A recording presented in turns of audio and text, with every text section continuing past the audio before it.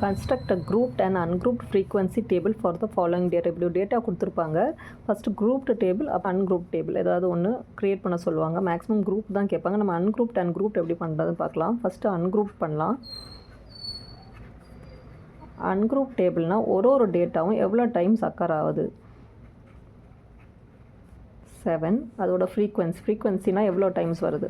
So 7 ஒரு வாட்டி தான் அந்த டேபிளில் வருது. 5 வந்து 1 டைம், 10 வந்து 1 டைம், 12 1 2 டைம்.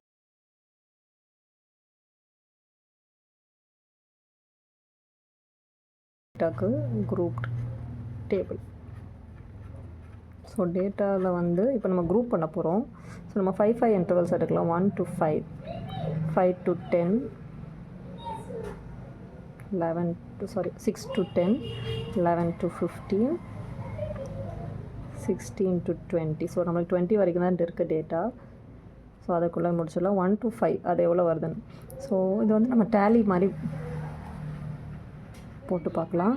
ஸோ டேலினா 1 இல்லை, 2 இல்லை, 3 இல்லை, 4 இல்லை, 5 இருக்குது. ஸோ 1, 6 இல்லை, 7 இல்லை, 8 இல்லை, 9 இல்லை, ஸோ 7 இருக்குது. 7, 8 இல்லை, 9 இல்லை, 10 இருக்குது. ஸோ 2. ஸோ இது மாதிரி டேலி போட்டு நம்ம வந்து ஃப்ரீக்வன்சி எழுதிடலாம்.